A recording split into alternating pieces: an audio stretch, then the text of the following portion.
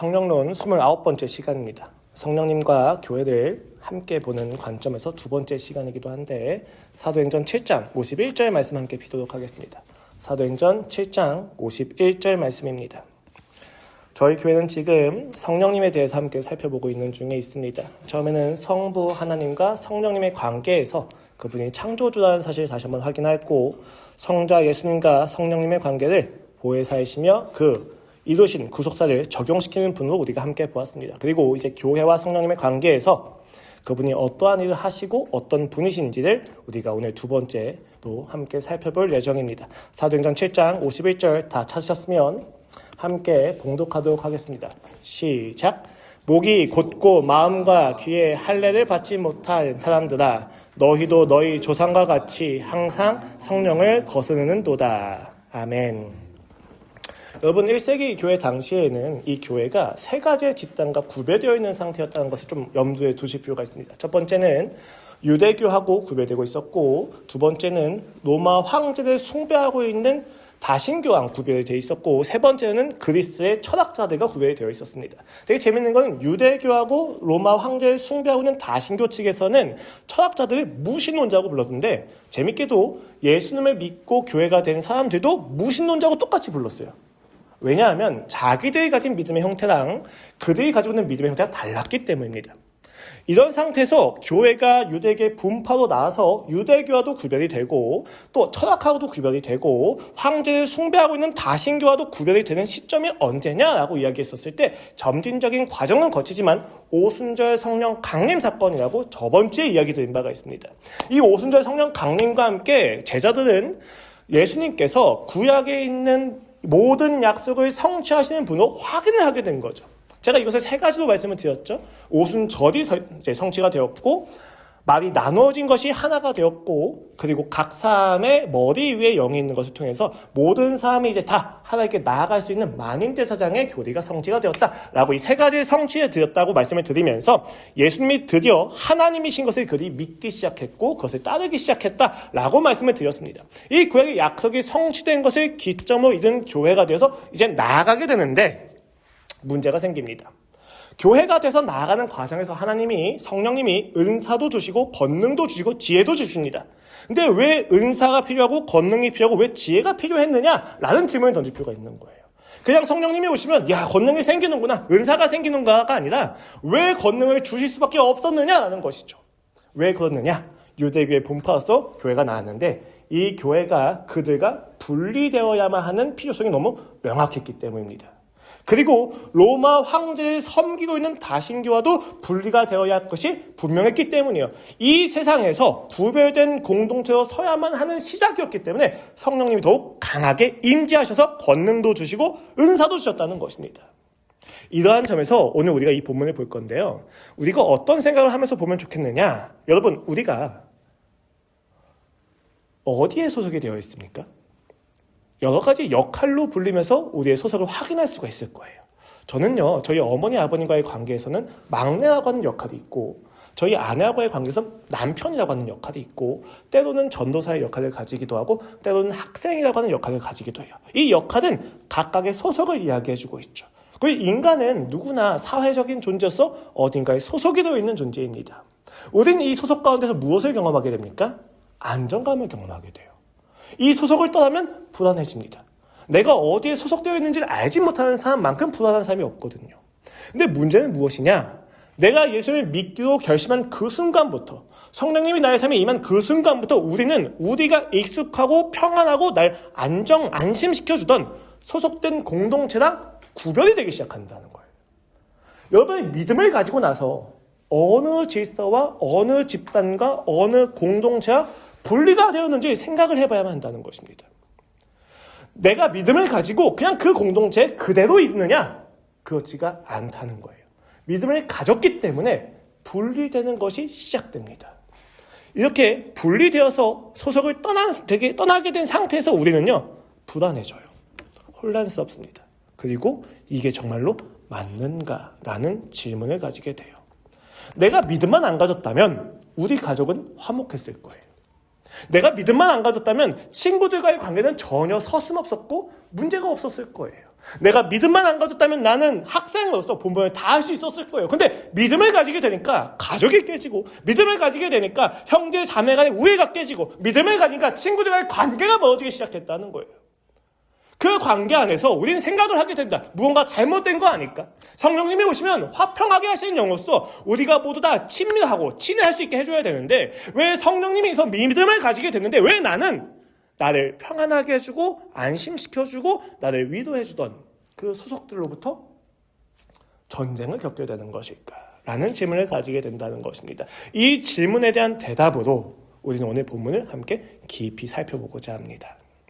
여러분, 오순절 성령 강림 사건 직후에 많은 일이 진행을 받죠. 약 3,000명의 신도가 더하여지게 되면서 새로운 공동체가 시작이 됩니다. 이때 이에 대해서 누가는 이와 같이 묘사합니다. 42절 이하 말씀입니다. 그들이 사도의 가르침을 받아 서로 교제하고 떡을 떼며 오로지 기도하기를 힘쓰니라. 사람마다 두려워하는데 사도들로 말미암아 기사와 표적이 많이 나타나니 믿는 사람이 다 함께 있어 모든 물건을 서로 동용하고 또 재산과 소유를 팔아 각 사람의 필요를 따라 나눠주며 날마다 마음을 같이하여 성전에 모이기를 힘쓰고 집에서 떡을 떼며 기쁨과 순전한 마음으로 음식을 먹고 하나님을 찬미하며 또 온 백성에게 칭송을 받으니 주께서 구원받은 사람을 날마다 더하게 하시니라. 사람들이 더해지고 사람들이 같이 소유를 공동으로 쓰고 분배하기 시작합니다. 그렇게 더 많은 사람들이 늘어나기 시작하는데 여전히 그들의 구심점은 지리적으로 예루살렘이에요. 그들은요, 기도를 하기 위해서 성전을 올라갔고요, 회당에서 말씀을 나누기 위해서 회당에 나갔고 거기서 구약을 해석하고 그 안에서 복음을 전하곤 했었습니다.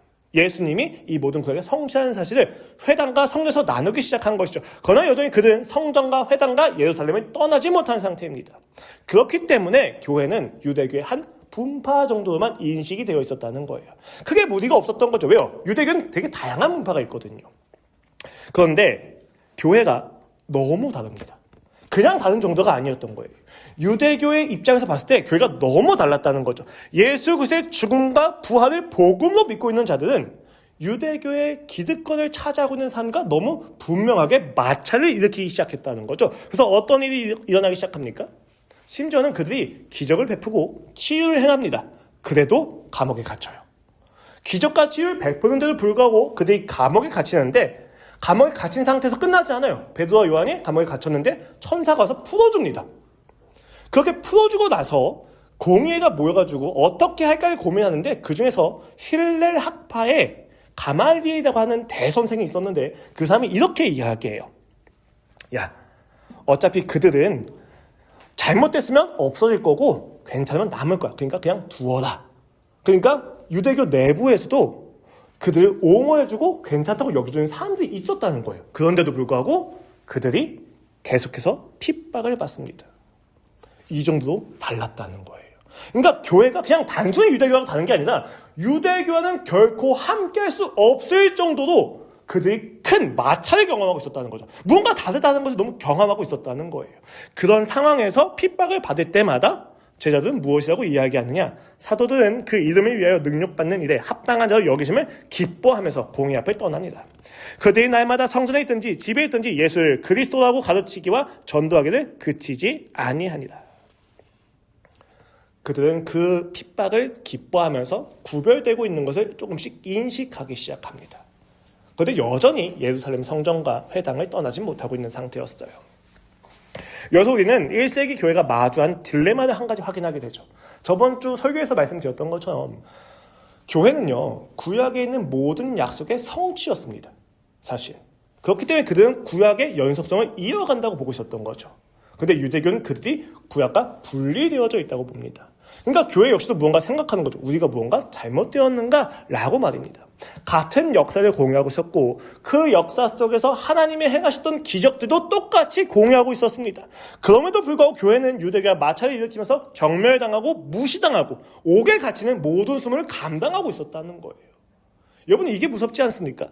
차라리 외부에 핍박이 있으면 결속력이 강해져요. 근데 내부에 분열이 있으면 힘들게 됩니다. 지금 기독교들, 교회를 누구보다 더 강하게 핍박을 하고 싫어하고 무시하고 조롱했던 사람들은요, 같은 역사를 공유하고 있던 가족들이었습니다. 단순히 친구들 정도가 아니에요. 자신들과 함께 동고동락하고 메시아가 오시기를 함께 기대하면서 함께 모든 숨을 견뎌왔었던 자신의 친족들, 가족들, 친척들이 지금 그들이 다르다라고 이야기를 하고 있다는 거예요. 무엇 하나 때문에? 믿음 하나 때문에. 우리는 다릅니까? 내가 예수 그리스도를 믿는 것 때문에 우리는 같은 역사를 공유하고 같은 아픔을 공유하고 있는 사람들과도 분리가 되어져요. 그들에게 이야기합니다. 우리가 당했던 모든 수모와 아픔과 모든 고통은 사실 하나님을 만나기 위한 하나님의 가정이고 은혜였어 라고 이야기하는 것들이 그들의 삶을 계속해서 긁어버리는 거예요. 힘든 거죠. 나는 그것을 은혜하고 고백하는데, 나는 그것을 믿음을 위한 하나님의 준비였다고 이야기를 하는데, 그들이 듣기는 내가 받은 고통이 하나님의 모든 역사하심 안에 있었다고? 그런 하나님은 없어 라고 하는 거죠. 그런 하나님은 난 믿지 않을 거야. 그런 하나님을 믿는 너는 너무 폭력적이야 라고 이야기를 한다는 겁니다. 우린 그래서 그 믿음 때문에 우리가 가장 사랑하던 사람들과 분리되기 시작합니다. 오늘 본문에 이르기 전에 우린 이미 이 갈등의 전조를 확인하고 있어요. 4장을 보시면요, 사내들인 공예의 위협 앞에서 그들이 이겨냅니다. 31절이에요. 무리가 다 성령이 충만하여 담대히 하나님의 말씀을 전합니다. 유대인들의 그 기득권들이 그들을 핍박하고 있었을 때 성령이 충만해서 그들을 이기고 있었다는 거죠. 외부의 핍박도 분명히 존재했습니다. 또 5장을 보세요. 아나니아와 삽비라가 등장을 하죠. 헌금을 속입니다. 그리고 성령님이 그것을 벌하시죠. 이렇게 기록합니다. 베드로가 이르되 아나니아야 어째여 사단이 네 마음에 가득하여 네가 성령을 속이고 땅값 얼마를 감추었느냐. 그리고 이후에 오게 된 삽비라한테도 네가 주의 영을 시험한다라고 이야기하면서 지적을 하게 됩니다. 또 6장을 보시면요, 교회 구성원들 중에서 헬라파 과부들하고 히브리파 과부들이 있었어요. 그러니까 같은 과부인데 소속이 좀 다른 친구들인 거죠. 그런데 히브리파 과부들만 계속해서 식사 배급을 받으니까 헬라파에 속한 과부들이 성을 냅니다. 그래서 다툼이 일어나죠. 그때 세운 사람이 누구예요? 7 집사라고 이야기되어지는 사람들이죠. 7 집사를 뽑는 기준이 무엇이었습니까? 성령과 지혜가 충만하여 칭찬받는 사람이라고 이야기되어집니다. 여러분, 되게 재밌는 게 4장에선 외부의 핍박이 있었죠. 5장에선 내부의 정결과 내부의 순수성을 위협하는 핍박이 있었고, 세 번째로는 그들 사이에서도 공정한 분배가 일어나지 않는 것으로 해서 분열될 위험을 처하게 됩니다. 그 순간마다 누가 지켜주십니까? 성령님이 오셔서 지켜주시죠. 성령이 충만하여서 성령님을 시험하느냐라고 물어보면서 성령이 충만한 7 집사를 세워야 된다고 누가는 성령을 강조하면서 교회가 계속해서 여기까지 이르게 되었다라고 이야기하는 거예요. 이것은 성령님이 교회를 지켜주신 증거인 동시에 그들 내에서도 계속해서 분열과 갈등의 조짐이 있었다는 것을 의미합니다. 똑같은 생각은 아니었던 거예요. 완벽한 사람도 아니었던 것입니다. 그런데도 불구하고 그들을 하나 모아주고 있던 건 무엇입니까? 예수를 믿는 믿음 하나였습니다. 그 믿음 하나 때문에 그들이 계속 하나 모여 있는데 그들은 이제 더욱더 심해진 그 핍박들 가운데 서게 된다는 것이죠. 물리적인 위협과 도덕적인 부패와 내부적인 분열에 있어서 성령님을 통하여 보호받는 것을 보여주는 이러한 장면들은 유대교가 역사 속에서 그 보호를 받지 못하고 떠나 있었던 것과 대비되어져서 설명이 되고 있습니다. 유대교는 그 역사를 믿지 못하는 거죠. 그래서 무엇을 필요로 했습니까? 성령님이 오셔서 지켜주는 것 대신에 그들이 스스로 율법을 만들어서 자기들이 지키기 시작합니다. 교회가 세워진 과정과 유대교가 세워진 과정이 대비가 되고 있는 것이죠. 그런 가운데 누가 등장하느냐? 스데반이 등장합니다. 하루는 스데반이 회당에 가서 흩어진 유대인들과 회당에서 논쟁을 하는데 이와 같이 묘사가 됩니다. 10절 말씀입니다. 스데반이 지혜와 성령으로 말함을 그들이 능히 당하지 못하여서 라고 이야기하죠. 그런데 이 지혜와 성령을 이들은 거부하고 왜곡해서 스데반을 어디로 끌고 갑니까? 공회로 끌고 갑니다. 그러니까 유대인 중에서 70인명이 모여있는 따로 독립적인 기구가 있었어요. 사형을 제외하고는 너희들끼리 이 공회를 만들어서 이들을 너희 종족을 이제 판단해라 라고 하는 자들이에요. 그러니까 유대인 중에 제일 높은 자들이죠. 그들이 끌고 가서 스데반을 가지고 이렇게 이야기합니다. 백성과 장로와 서기관들을 충동시켜 와서 잡아가지고 공회에 이르러 거짓 증인들을 세우니 이르되 이 사람이 이 거룩한 곳 성전입니다. 그리고 율법을 거슬러 말하기를 마지 아니하는도다. 그의 말에 이 나사렛 예수가 이것을 헐고 또 모세가 우리에게 전하여 준 규례를 고치겠다함을 우리가 들어노라 하거늘. 여러분, 교회는요, 성령님이 지켜서 오셨잖아요. 유대인들은 그 성령님 대신에 무엇을 의지했습니까? 율법을 의지했고 율법을 강화시켰습니다. 그 율법을 강화시키는 중심이 성전이었던 거예요. 그러니까 그 유대계의 중심은 보이는 성전과 그 모세의 율법을 기초로 해서 만든 여러 가지 규례들입니다. 이 두 가지를 지금 누가 공격하고 있다고요? 스데반이 공격하고 있다고요. 야, 그 성전이 무너지겠다고 이야기를 했고 모세의 율법 가지고는 안 된다고 이야기를 했다는 거예요. 그러니까 유대교 입장에선 열받는 거죠. 교회라고 하는 이들이 자신들과 결코 함께 할 수 없는 이가 더욱 분명해진 것입니다. 우리는 그들이 성전과 율법을 공유하고 있지만 다른 이해를 가지고 있다는 것을 분명하게 보죠. 왜요? 교회는 성령님이 자유하게 역사하심을 통해서 하나가 되어서 세워지고 있는데 유대인들은 성전, 보이는 성전과 자신들이 만들어낸 그 율법에 하나님을 제한시키고 있기 때문이에요. 똑같은 성전과 율법이지만 교회는 그것을 통해서 역사하신 하나님을 보고 있고 유대교는 그 성전과 율법에 갇혀져 있는 하나님을 보는 거예요. 그렇기 때문에 이 성전과 율법이 무너졌을 때 반응이 달라지는 거죠. 교회는 도리어 성취라고 생각해서 더 나아가게 되는 것이고 유대교는 그 무너진 것에 집착을 해서 오늘날까지 전쟁을 일으키는 것에 주저함이 없게 된 것입니다. 그들의 정체성이 유대교는 율법과 성전에 있었기 때문에 그들은 그 성전과 율법이 곧 하나님과 동등해져 버린 거예요. 근데 교회는 그렇지가 않았다는 사실을 본문이 보여주고 있는 것이죠. 그리고 그 공회에서 이제 그 대제사장이 스데반에게 이와 같이 이야기합니다. 대제사장이 이르되 이것이 사실이냐? 야, 네가 성전하고 율법을 모독한 게 사실이야? 라고 물어본 거죠. 예냐? 아니냐에 대해서 묻습니다. 사법적 신문을 하는 것인데 유도신문과 가까워요. 여러분, 너 정말 그렇게 이야기했어? 라고 물어보니까 아니라고 이야기하면 무엇이 됩니까? 예수님의 말씀을 부정하게 됩니다. 네라고 이야기하면 무엇이 됩니까? 그들이 신성 모독을 성립하게 돼서 죽을 위기에 처하게 되는 거죠. 유도신문과도 같습니다. 되게 재밌는 거죠. 가만 보면 그리스도인에 대하는 세상이 그와 같기 때문입니다. 그들은 우리에게 두 가지의 대답을 주고 대답을 강요합니다. 그들의 전제에 의해서 맞다, 아니다를 말하게 하는 것이죠. 이런 예가 있을 수 있을 것 같습니다. 야, 사랑의 하나님이신데 왜 예수님을 믿어야만 구원을 받는 거야? 라고 묻는 거죠. 그 질문에 예수님을 믿어야만 구원을 받아 라고 이야기하면 우리는 혐오하는 자들이 되고 배타주의자가 됩니다. 아니야, 꼭 그렇지 않아 라고 이야기하면 복음의 유일성을 포기하게 되는 것이죠. 세상은 이런 식으로 우리에게 계속해서 양자택일을 강요해서 우리가 하나님을 이야기 못하게 만듭니다. 또 있어요. 인간적인 관용의 문제를 넘어서서 신정론에 대한 하나님이 선하신지에 대한 이야기도 물어보고 또 세속적으로 기복주의에 대한 이야기도 물어봅니다. 야, 열심히 기도하고 믿는데 왜 너의 삶엔 고난이 가득하고 가난이 떠나지 못하냐? 네 기도가 부족하기 때문에 그런 거야? 라고 이야기했을 때 맞아, 내 기도가 부족하기 때문에 그런 거야 라고 이야기하면 기독교는 더 열심히 치성을 드려야만 하는 율법주의가 되는 것이고 아니야 라고 이야기하게 된다고 하면 하나님이 우리의 삶에서 복음을 성공을 위해서 주는 수단이 되게 만들어버리는 것이죠. 양자택일의 기도가 계속 떨어지는 겁니다. 공회의 대제사장이 스데반에게 야, 네가 그렇게 했어? 안 했어? 라고 했을 때 예냐 아니야 하는 그 대답 앞에서 스데반은 무엇이라고 대답합니까? 그의 대답은 오늘날 우리가 세상에게 해야만 하는 대답과도 유사할 겁니다. 네, 맞습니다. 네, 아닙니다가 아니에요. 그가 무엇이라고 이야기합니까? 그들이 던지는 질문의 전제 자체를 무너뜨려 버립니다. 예수님도 그러셨죠.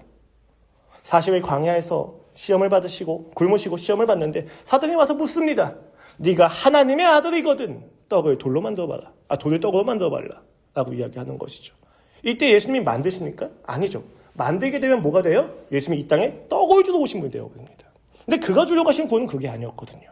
안 만드시면 어떻게 됩니까? 그가 능력이 없는 걸로 뒤에신 것이죠. 근데 그때 뭐라고 이야기하십니까? 사람이 떡으로만 사는 것이 아니오 하면서 말씀을 인용하시죠. 무슨 이야기냐? 사단의 질문 자체는 예냐 아니냐가 아니라 네가 이 질문 앞에서 하나님의 아들인 걸 입증해봐요. 전제 자체가. 근데 예수님이 하나님의 아들인 걸 입증한 유일한 방식은 돌을 떡으로 만드는 방식이 아니라 십자가에서 죽으시는 거였습니다. 부활하시는 거였죠. 그래서 그 전제 자체를 무너뜨려 버리시는 거예요. 스데반이 그와 같습니다. 야, 네가 율법과 성전을 모독했냐라고 이야기했었을 때 그의 대답은 네도 아니고 아니오도 아니었습니다. 그럼 무엇이라고 이야기합니까?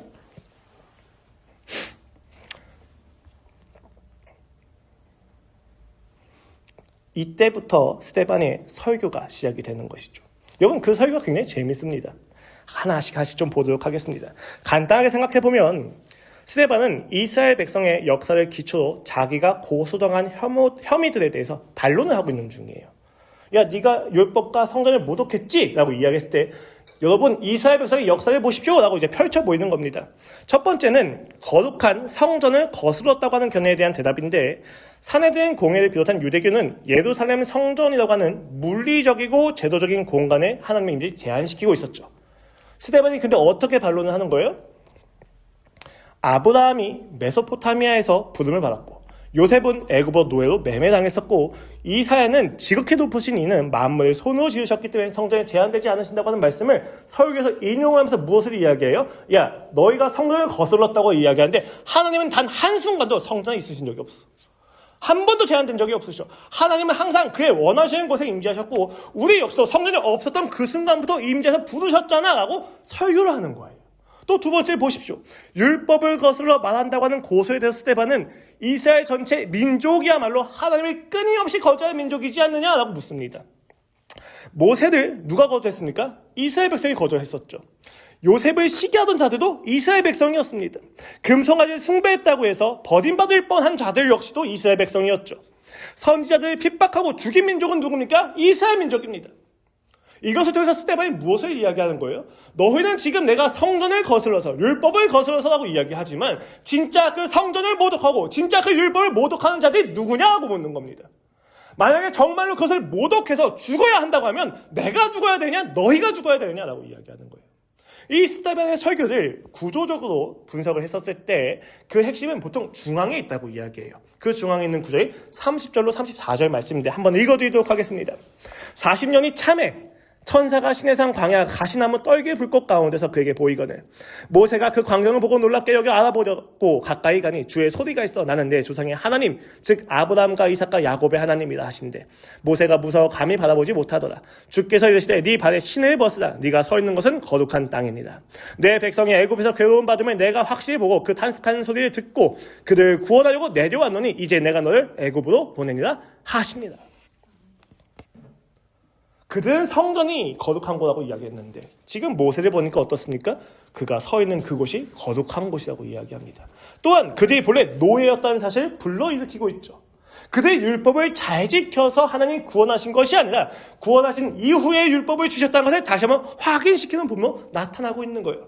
스데반은 야 네가 성전과 율법을 거스르는 거 아니야? 라고 하는 질문에 무엇을 대답하고 있습니까? 우리 모두가 그 성전과 율법을 모독하였었고 오히려 너희가 그 율법과 성전을 오해하고 있다라고 반론을 하고 있는 것입니다. 이 순간부터 해서 스데반과 공의회의 그 유대인들의 재판관들의 자리가 전환이 되는 거죠. 피고는 스데반이었는데 어느새 스데반으로 인해서 피고는 제사장들과 공의회의 사람들이 되어지는 것입니다. 하나님을 건축물에 제한하는 것이야말로 신성 모독이었었고 선지자와 모세를 거절한 건 역시도 그들이었습니다. 그리고 그 결과로 예수님을 죽인 건 역시도 그들이었습니다. 그래서 스데반은 이와 같이 결론을 내립니다. 51절입니다.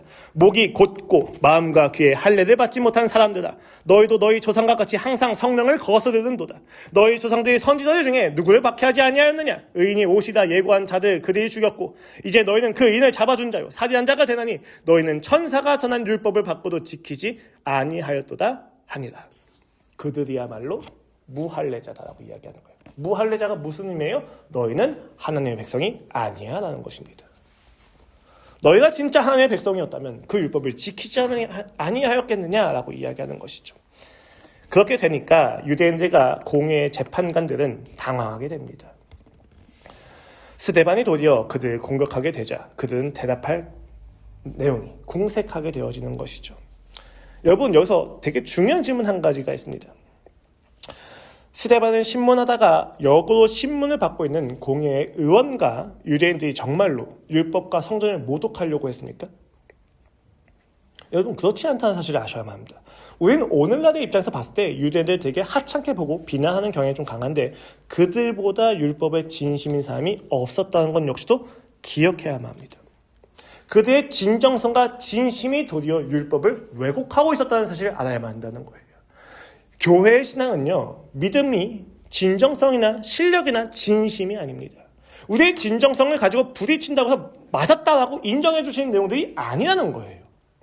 그가 제시하신 방법 안에 거할 때 우리의 믿음이 이어지는 것이지, 내가 진정성을 가지고 하나님께 나가고 기도했다고 해서 하나님이 움직여야만 하는 분이 아니시라는 것을 정확하게 이야기해주고 있다는 것입니다. 도리어 우리의 진정성이 어떤 결과를 가져오게 됩니까?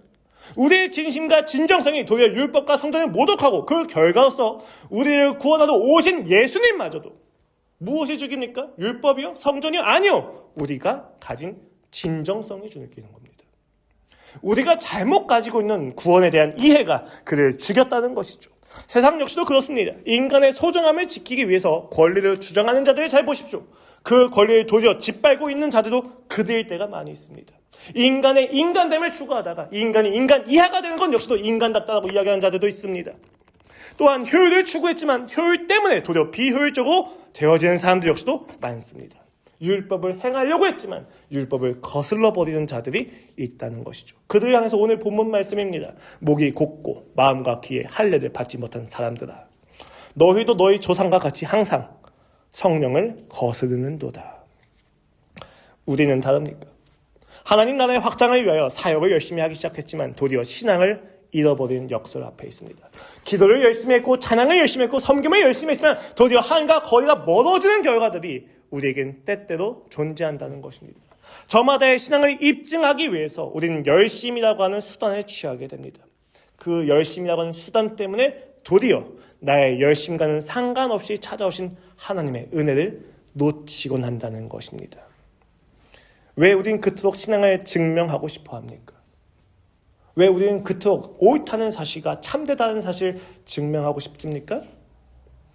내가 자격과 조건을 가져야만 그가 나를 구원하실 거다라고 하는 잘못된 세상의 믿음을 가지고 있기 때문입니다.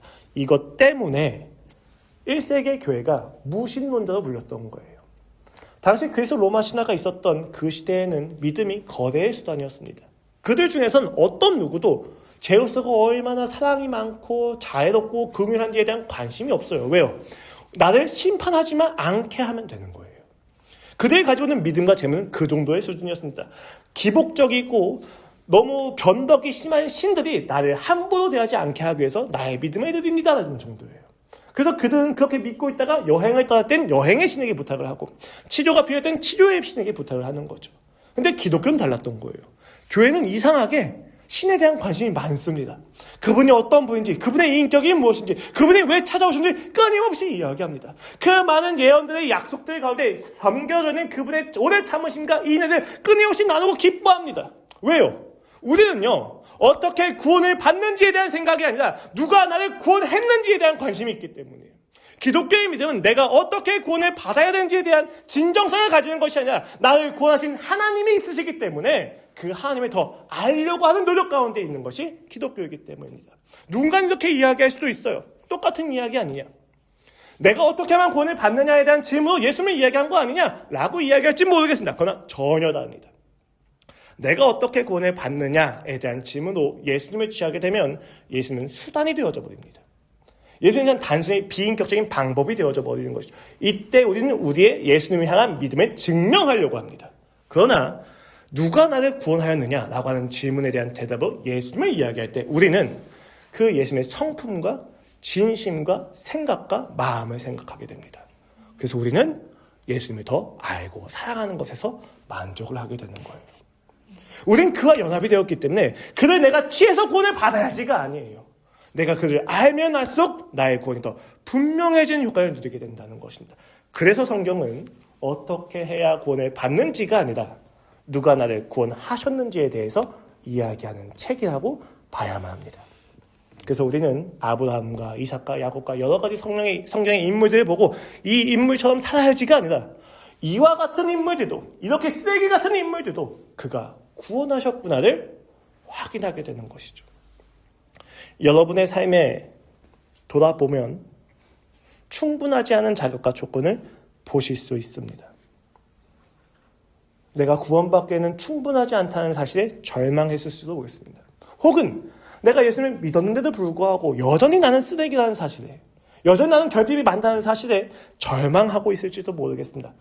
그러나 단 한 번도 예수님은 그 자격과 조건 때문에 우리를 취하거나 버리지 않으셨습니다. 스데반이 그 사실 깨닫게 되니까 진짜 이 성전과 율법을 누가 모독하는지를 이야기하는 거예요. 여러분 생각해 보세요. 아버지가 있습니다. 사랑이 많은 아버지예요. 근데 그 사랑이 많은 아버지가 선물을 줬어요. 장난감을 줘서 그 장난감을 너무 기뻤습니다. 근데 이 장난감이 부셔졌을 때 아빠가 나를 버릴 거라고 생각을 한다면 장난감에 대한 모독입니까? 아버지에 대한 모독입니까? 성전이 무너졌을 때, 율법을 어겼을 때 나는 버려짐을 당했구나, 그는 나를 구하지 않으시겠구나 생각을 한다면 우리는 누구를 모독하고 있는 것입니까? 성령을 모독하고 있다는 것입니다. 그러나 그것을 견딜 수 없었던 예루살렘의 온 유대와 이스라엘 백성의 기득권들은 스데반을 향하여 돌로 쳐서 죽입니다.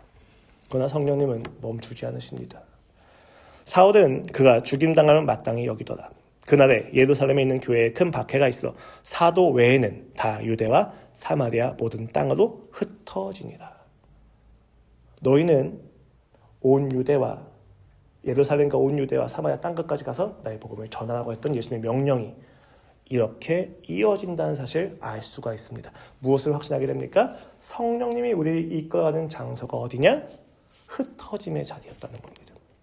핍박을 당하고 그들이 오히려 파편적으로 나눠져서 그 자리에서 하나님을 만나는 장소로 분리를 시키셨다는 거죠. 그렇게 교회는 유대교와 완벽하게 분리되기 시작합니다. 나중에 완벽한 분리는 70년 정도에 그 티투스 장군이 성전을 무너뜨릴 때 분리가 돼요. 성전이 무너지니까 유대인들은 더 열받아서 반란을 획책하거나 자기들끼리 모여서 작당을 하는데 성전이 무너진 그 시점부터 해서 기독교인들은 각자의 삶에서 복음을 전하면서 교회를 만들기 시작합니다. 그렇게 달라지게 돼요. 우리의 신앙은 어디에 가깝습니까? 우리는 어떤 질서에 묶여 있습니까?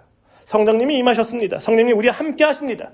그렇다면 우리를 지금 어떤 소속과 공동체와 질서부터 분리를 시키고 계십니까? 그리스도인은 그렇기 때문에 필연적으로 나그네 인생길을 살아가게 됩니다. 여러분, 교회는 항상 그렇습니다. 매번 새롭습니다. 이런 이야기를 하거든요. 시몬 베유라고 하는 철학자가 악은 진부하다, 그러나 선은 항상 새롭고 매혹적이다 라고 이야기를 합니다. 너무 맞는 말이에요. 우리 옆에 있는 굉장히 많은 죄악들을 보면요, 압도적이고 자극적인 건 있을지언정 진부합니다. 하던 걸 반복할 뿐입니다. 그런데 선은 어떻습니까? 있을 수 없는 이야기들 끊임없이 만들어내지 않습니까? 자신의 아들을 죽인 자를 양자로 삼는 일들, 자신의 남편을 죽인 부족에게 가서 복음을 전하는 일들, 이 놀라운 선들은 항상 새롭습니다. 성령님을 우리를 그렇게 이끌어가십니다. 우리가 익숙한 자리, 우리가 편안함을 찾는 자리, 우리가 이것이 답이라고 생각했던 자리를 끊임없이 부서지고 다시 나가게 하십니다. 그리고 나간 자리에서 누구를 만나게 하십니까? 예수님을 만나게 하시는 거죠. 말씀을 정리하겠습니다. 여러분, 히브리서의 기자는요, 모진 핍박과 환난 속에서 다시금 유대교로 돌아가고자 하는 자들에게 편지를 쓰는데 그게 히브리서입니다. 성전의 제사와 율법의 규례가 주는 묵직한 안정감이 그들을 유혹하고 있었던 것이죠. 그에 대해서 히브리서 기자는 예수님만이 율법이고 예수님만이 진정한 성전인 것을 다시 한번 강조하면서 이와 같이 단호하게 이야기합니다. 3장 7절 8절입니다.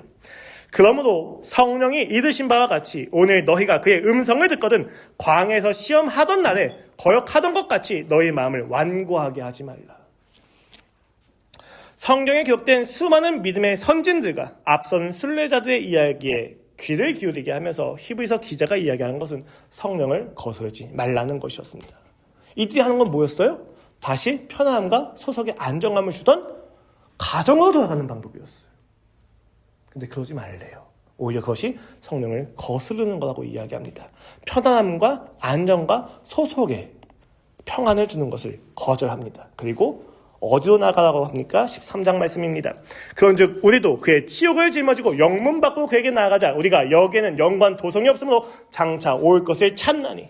성령님이 임하셔서 우리를 이끌어가는 자리는 내가 편하다고 생각하는 자리와 내가 익숙하다고 여기는 자리와 나에게 안정을 줄 수 있다고 나를 속이는 자리가 아니라 저 영문 밖에 더럽고 쓰레기 같고 부정한 자리로 가게 하시는 것입니다. 왜 그렇습니까? 그 영문 밖으로 예수님이 나가셨기 때문에 예수님을 따라가라는 것입니다. 그럼 그곳에 누가 있겠습니까? 양팔을 벌리고 나를 기다리시는 예수님이 계신 겁니다. 우리는 이 땅에서 안식과 평안이 느껴진다면 경계해야만 합니다. 이 땅에서 내가 안정을 느낄 수 있다고 생각한다면 항상 경계하셔야만 합니다. 우리에게 평안을 줄 수 있는 단 한 가지는 오늘도 나를 기다리시는 예수님이어야만 합니다. 그분으로 나의 삶에 평안이 있지 않다면 의심하십시오. 그 평안이 진정한 평안인지를. 그 예수님을 알지 못하는 평안이 있다면 그 평안은 한 가지의 경우는 그 평안이 예수님을 더 알아가게 하는 평안일 수도 있고 혹은 예수님과의 관계가 없는 평안일 수도 있다는 것입니다. 그날에 예수님이 다시 오실 겁니다. 예수님이 다시 오신 그날에 예수님을 피해서 도망하실 수도 있는 이야기예요. 예수님이 다시 오셨는데 그 예수님이 내가 사랑하는 모든 것들 없으실 거거든요. 그렇다면 우리는 누구를 사랑해야만 이 평안을 지킬 수 있습니까? 예수님을 사랑해야만 가능한 것이고 성령님이 오셔서 하시는 일이 바로 그 일입니다. 그 예수님을 더욱더 사랑하게 하시는 일. 우리의 소속과 안정이 믿음으로 인해서 분리가 되고 우리를 아프게 한다면 기뻐하십시오. 그것이 마땅히 우리가 견뎌야만 하는 그분의 남은 고난인 줄로 믿습니다. 여러분이 흩어진 자리에서 의심하지 마십시오. 여러분이 흩어진 자리에서 힘들고 고난이 많고 우울해지는 것은 정당합니다. 당연합니다. 여기서 해야만 하는 것은 우리의 우울이 가지고 있는 주인이 하나님인 것을 고백하는 것이고 우리를 절망하게 하는 주인 역시도 하나님인 것을 고백하여서 우리가 가진 모든 부정의 감정도 오직 하나님만이 주인이라는 것을 고백하는 곳에 있습니다. 그곳에서 우리는 마침내 찬양을 할 수 있게 될 것입니다. 성령님은 우리를 방법이 아니라 예수님에게로 이끄신다는 사실 꼭 기억하시고 오늘 기도하심으로 우리 예배를 마치도록 하겠습니다. 기도하시겠습니다.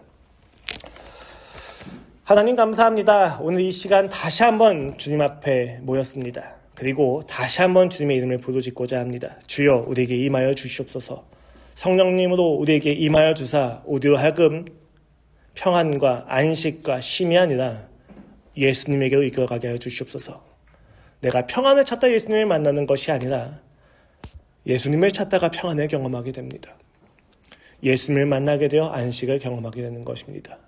주여 부디 우리로 하여금 익숙함과 편안의 자리를 떠나 예수 그리스도를 더욱더 깊이 만나게 하여 주시옵소서.